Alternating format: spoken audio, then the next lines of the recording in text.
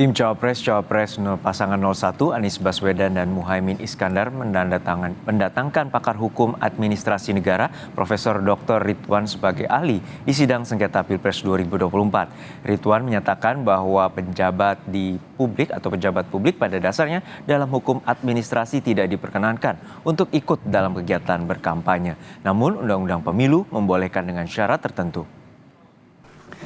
Nah, selama menjabat sebagai pejabat publik, mereka itu melakukan perbuatan hukum untuk dan atas nama negara, untuk dan atas nama jabatan, amhalfe, dan ia bertindak atau bekerja demi untuk penyelenggaraan tugas-tugas publik, yaitu memberikan pelayanan terhadap warga negara, bukan untuk kepentingan orang per orang. Nah, atas dasar kedudukan seperti itu, maka pada dasarnya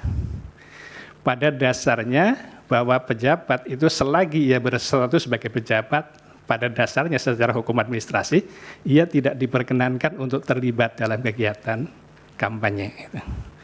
Namun, Undang-Undang Pemilu membolehkan dengan dua syarat.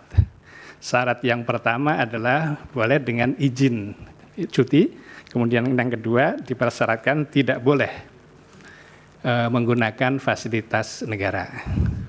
Kalau syarat ini terpenuhi maka boleh. Tapi kalau tidak terpenuhi maka itu secara hukum administrasi masuk dalam kategori perbuatan melawan hukum berdasarkan hukum administrasi yang dikenal dengan istilah onrechtmatig besturen.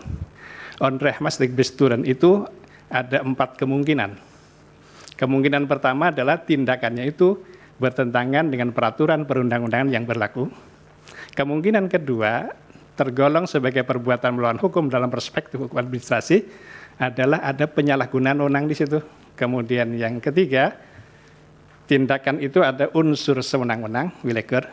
Kemudian yang keempat, tergolong sebagai PMH dalam HAM, itu adalah tindakannya bertentangan dengan asas-asas umum pemerintahan yang baik.